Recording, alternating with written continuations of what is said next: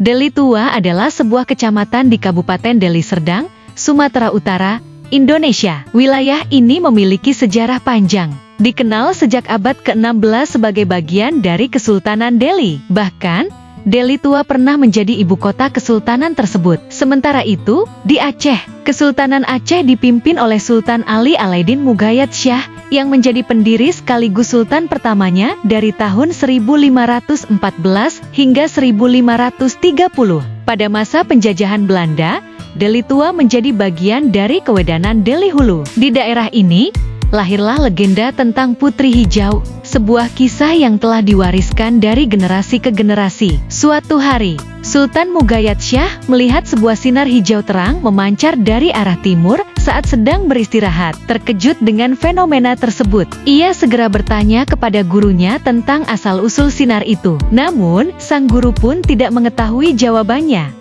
Sultan lalu mengutus seorang prajurit kepercayaannya untuk menyelidiki. Setelah menelusuri sumbernya, diketahui bahwa sinar hijau itu berasal dari tubuh seorang perempuan cantik bernama Putri Hijau di wilayah Deli Tua. Terkesima dengan kecantikan sang putri, Sultan segera mengirimkan utusan untuk melamarnya. Namun, lamaran tersebut ditolak oleh Putri Hijau. Penolakan ini membuat Sultan marah besar. Kemurkaan Sultan berujung pada peperangan. Pasukan Aceh menggempur Deli Tua. Namun daerah ini memiliki pertahanan kuat dengan hutan bambu berduri yang mengelilinginya. Untuk melemahkan pertahanan, prajurit Aceh menyebar uang di sekitar bambu tersebut. Akibatnya, warga setempat menebangi rumpun bambu untuk mengumpulkan uang, sehingga pertahanan mereka runtuh. Melihat keadaan semakin genting, penguasa Deli Tua memberikan pesan terakhir kepada Putri Hijau. Ia berkata, "Jika kamu ditangkap, mintalah agar tubuhmu dimasukkan ke dalam keranda kaca. Selain itu,